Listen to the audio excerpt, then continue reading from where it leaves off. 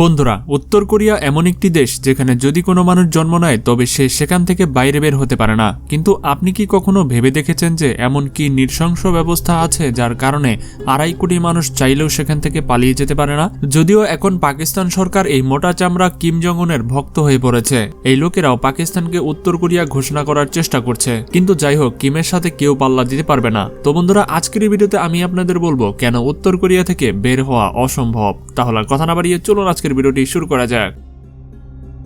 সীমান্ত কঠোরতা। বন্ধুরা, উত্তর কোরিয়া প্রথম থেকেই স্বৈরাচারে রয়েছে, কিন্তু কিছুকাল আগেও মানুষ সেখান থেকে পালাতে সফল হতোই। কিন্তু আপনি জেনে অবাক হবেন যে 2009 সালে যখন কিম জং ইলের শাসন ছিল তখন উত্তর কোরিয়া থেকে 2914 জন লোক পালিয়েছিল। তাদের মধ্যে কেউ কেউ দক্ষিণ কোরিয়া পালিয়ে গিয়েছিল এবং কেউ কেউ চীনে আশ্রয় নিয়েছিল। কিন্তু 2011 সালে যখন কিম জং ইল মারা যায় তখন তার ছেলে কিম জং উন শাসনভার গ্রহণ করে। আর যখন থেকে এই নেতা ক্ষমতা এসেছে তখন থেকে তিনি উত্তর কোরিয়া থেকে পালানোর পথ এতটাই কঠিন করে দিয়েছে যে এদেশ থেকে মানুষ তো দূরের কথা, মাছিও যেন বাইরে যেতে পারে না। 2022 সালে উত্তর কোরিয়া থেকে 67 জন লোক পালাতে পেরেছিল। কিন্তু এরপরের কথা বললে গত 3 বছরে এখন পর্যন্ত উত্তর কোরিয়া থেকে একজন লোকও বাইরে যেতে পারেনি। এর কারণ হলো কিম জং উন উত্তর কোরিয়ার সীমান্তগুলিকে এমনভাবে সুরক্ষিত করেছে যে সেখান থেকে মানুষ তো দূরের কথা, কোনো পাখিও যেন ডানা ছাপতাতে পারে না। ক্ষমতা গ্রহণের পর কিম জং উন প্রথম অগ্রাধিকারী ছিল উত্তর কোরিয়া থেকে পালানো অসম্ভব করে দেওয়া। এ কারণেই এই লোক এমন সব চরম পদ্ধতি ব্যবহার করেছে যা এর আগে কোনো দেশ ব্যবহার করেনি। প্রযুক্তির মাধ্যমে অবরোধ। সবার প্রথমে তিনি পুরো উত্তর কোরিয়ার সীমান্তে সিগন্যাল জ্যামার লাগিয়ে দিয়েছিলেন, যাতে সব ধরনের ফোন সিগন্যাল এবং স্যাটেলাইট সিগন্যাল ব্লক হয়ে যায়। এই সিগন্যাল জ্যামারগুলো লাগানোর উদ্দেশ্য ছিল যে কোনো উত্তর কোরিয়ানের যাতে চীনের সাথে যোগাযোগ না হতে পারে এবং তারা যাতে তাদেরকে পালাতে সাহায্য না করতে পারে। শুধু তাই নয়, এর পাশাপাশি সীমান্তে আনুষ্ঠানিকভাবে সেলফোন মনিটরিং সেন্টারও তৈরি করা হয়েছে, যাতে কোনো উত্তর কোরিয়ান ফোনের মাধ্যমে কোনো চীনা ব্যক্তির সাথে যোগাযোগ করার চেষ্টা করলেও যেন সেখানে ধরা পড়ে। নিরাপত্তা বৃদ্ধি। এছাড়াও উত্তর কোরিয়ার সীমান্তগুলিতে ওয়াচ টাওয়ারের সংখ্যা বাড়ানো হয়েছে। আগে এই ওয়াচ টাওয়ারের সংখ্যা এত বেশি ছিল না, কিন্তু এখন অনেক বেড়ে গেছে। এবং এই টাওয়ারগুলির ভেতরে যে সৈন্যরা বসে থাকে তারা যদি সীমান্তের আশেপাশে কাউকে দেখে তবে সোজা সেখানে গুলি করে দেয়। শুধু তাই নয়, উত্তর কোরিয়ার সীমান্তগুলিতে জায়গায় জায়গায় ক্যামেরা এবং সেন্সর লাগানো রয়েছে, যা মানুষদেরকে শনাক্ত করে নেয় এবং তাদের অ্যালার্ম বাজতে শুরু করে। প্রথমত, এত কড়া নিরাপত্তা থাকা সত্ত্বেও কোনো লোক সীমান্ত পার হওয়ার কথা ভাবতেও পারে না। কিন্তু যদি সে এই সমস্ত জিনিস থেকে বাঁচতে সফল হয় এবং ক্রস লাইন পর্যন্ত পৌঁছেও যায়, তবে সামনে থাকা বাধাগুলি তাকে কোনোভাবেই সীমান্ত পার হতে দেয় না। এর কারণ হলো এর বাধাগুলি কংক্রিট দিয়ে তৈরি এবং এর ভেতরে যে কাঁটাতার লাগানো আছে তা এতটাই ধারালো যে তা মানুষের শরীরকে চিরে ফালাফালা করে দিতে পারে।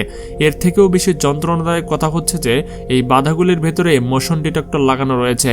যেই কোনো লোক এর কাছাকাছি যাবার চেষ্টা করে তখনই এই বাধাগুলি থেকে আলো এবং শব্দ বেরিয়ে আসে, যা উত্তর কোরিয়ার সেনাবাহিনীকে পরিস্থিতি জানানোর জন্য যথেষ্ট। আরও একটি মর্মান্তিক কথা হচ্ছে এখন উত্তর কোরিয়ার সীমান্তের প্রতিটি অংশে বৈদ্যুতিক বেড়াও লাগানো রয়েছে। যেই কোনো লোক এইগুলোকে স্পর্শ করার চেষ্টা করে তখনই এর থেকে এত উচ্চ ভোল্টেজের বিদ্যুৎ বেরিয়ে আসে যে সেই ব্যক্তি সেখানেই মারা যায়। রিপোর্ট অনুযায়ী 2023 সালে 6 জন এই দেশ থেকে পালানোর চেষ্টা করেছে, কিন্তু সবাই প্রাণ হারায়। আন্তর্জাতিক চুক্তি এবং পারিবারিক শাস্তি। এত কঠোর নিরাপত্তা দেওয়ার পরও কিম জং উনের শান্তি আসে না। তিনি কিছু দেশের সাথে আনুষ্ঠানিকভাবে চুক্তিও করেছেন যে যদি কোনো উত্তর কোরিয়ান কোনো লোক তাদের দেশে আসে তবে তারা তাকে কিম জং উনের হাতে তুলে দেবে। 2014 সালে তিনি রাশিয়ার সাথেও একই চুক্তি চূড়ান্ত করেছিলেন, যা এখনও চলছে। একইভাবে উত্তর কোরিয়া চীনের নেতাদের সাথে উত্তর কোরিয়ান পলাতকদের ফেরত দিতে বলেছে। প্রথমে চীন তাদের কথা মেনে নেয় এবং 2018 সালে উত্তর কোরিয়া থেকে জু নামের এক ব্যক্তি পাহাড়ের পথ ধরে চীনে প্রবেশ করে এবং চীনা পুলিশ তাকে গ্রেফতার করে ফিরিয়ে উত্তর কোরিয়া পাঠিয়ে দেয়। কিন্তু পরে জানা যায় যে কিম জং উন শুধু জুকেই নয় বরং তার পুরো পরিবারকেও খুন করিয়েছিল। যখন চীন এই কথা জানতে পারে তখন চীন এই চুক্তি ভেঙে দেয়। উত্তর কোরিয়ার ভেতরে একটি নিয়ম এটাও আছে যে যদি কোনো লোক দেশ থেকে পালিয়ে যায় তবে এর শাস্তি তার পুরো পরিবারকে দেওয়া হয়। এই ব্যবস্থাকে পারিবারিক শাস্তি বলা হয়ে থাকে। এই শাস্তিতে বাচ্চা থেকে বুড়ো সবাই অন্তর্ভুক্ত থাকে। এর মানে হচ্ছে কারো কাছে পালানোর সুযোগ থাকলেও সে তার পরিবারের কথা ভেবে পালানোর সাহস করতে পারে না। ভ্রমণ নিষেধাজ্ঞা। উত্তর কোরিয়ার নিরাপত্তা চরম সীমা পার করে দিয়েছে যে এই দেশে রাতে ভ্রমণ করা সম্পূর্ণ নিষিদ্ধ। কিম জং উন মনে করেন যে রাতের অন্ধকারে দেশের লোকেরা পালিয়ে যাওয়ার চেষ্টা করতে পারে, তাই তিনি রাতের ভ্রমণের উপর সম্পূর্ণ নিষেধাজ্ঞা জারি করেছে এবং বিশেষ করে রাতের বেলা তো সীমান্তর পাশ দিয়ে ট্রেনকেও যাওয়ার অনুমতি দেওয়া হয় না। শুধু তাই নয়, এখন কিম তার দেশের লোকের ওপর নজর রাখার জন্য সীমান্তের উপরে ড্রোন সিস্টেমও রেখেছে। এই ড্রোনগুলি এতটাই উন্নত যে তারা কয়েক কিলোমিটার দূর থেকেও মানুষকে শনাক্ত করে নেয়।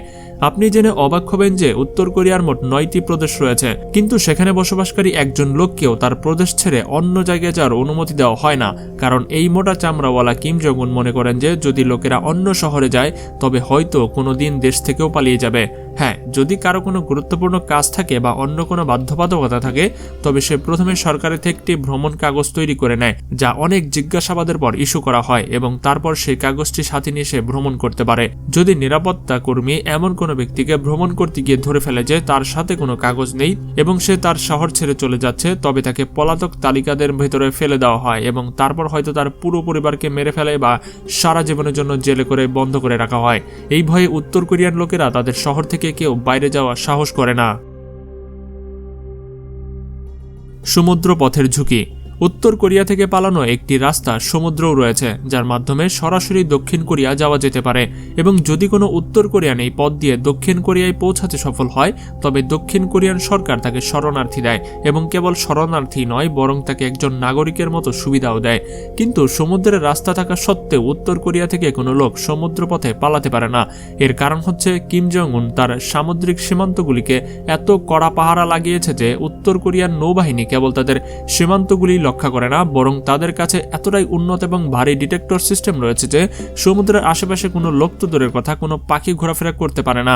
যদি কেউ বেঁচে গিয়ে নৌকা দিয়ে প্রবেশ করে ফেলে অন্য দেশে তবে সে খারাপ আবহাওয়া এবং সমুদ্রের ঝড়ের কবলে সেখানেই প্রাণ হারায়। আপনি হয়তো বিশ্বাস করবেন না যে কিছু লোক এমনও রয়েছে কিম জং উনের ওপর তারা এতটাই বিরক্ত যে নৌকা ছাড়াই সমুদ্রে ঝাঁপিয়ে পড়ে সে হয়তো তারা সাঁতারের সাঁতাতে দক্ষিণ কোরিয়া পৌঁছে যাবে, কিন্তু বেশিরভাগ লোকই কয়েক কিলোমিটার পরেই ডুবে মারা যায়। হ্যাঁ, একজন লোক ছিল, সে এতে সফল হয়েছিল। সে আসলে উত্তর কোরিয়ার একজন জেলে ছিল। সে মাছ ধরত, সে তার কাপড়ের নিচে সুইমিং স্যুট পরেছিল এবং টানা 6 ঘন্টা সাঁতরানোর পর দক্ষিণ কোরিয়ার সীমান্তে পৌঁছাতে পেরেছিল। এরপর তাকে দক্ষিণ কোরিয়ায় আশ্রয় দেওয়া হয়েছিল, কিন্তু এটি হয়তো প্রথম এবং শেষ ব্যক্তি ছিল, কারণ এরপরে যতজন লোক সমুদ্রে সাঁতার কাটার চেষ্টা করেছে সবাইকে ধরা পড়েছে এবং মারা গিয়েছে। তো বন্ধুরা, এদেশের লোকেরা এমন একটি দলে আটকে আছে যেখান থেকে তাদের পক্ষে বের হওয়া সম্ভবই না। শুধু কল্পনা করুন সেখানকার বসবাসকারী লোকেরা কতটা অসহায় অবস্থায় আছে, যদিও এখনো আমরা তাদের অবস্থান থেকে অনেকটাই ভালো আছি। তো বন্ধুরা, আজকের ভিডিওটি ঠিক এই পর্যন্তই। কেমন লেগেছে সেটা কিন্তু অবশ্যই কমেন্টে জানাবে। এখনো যারা আমাদের চ্যানেলটি সাবস্ক্রাইব করেনি তারা দ্রুত করে দিন। তো দেখা হচ্ছে পরবর্তী পর্বে মজার কোন এপিসোড নিয়ে। আজকের মতো এখানে বিদায়। আল্লাহ হাফেজ।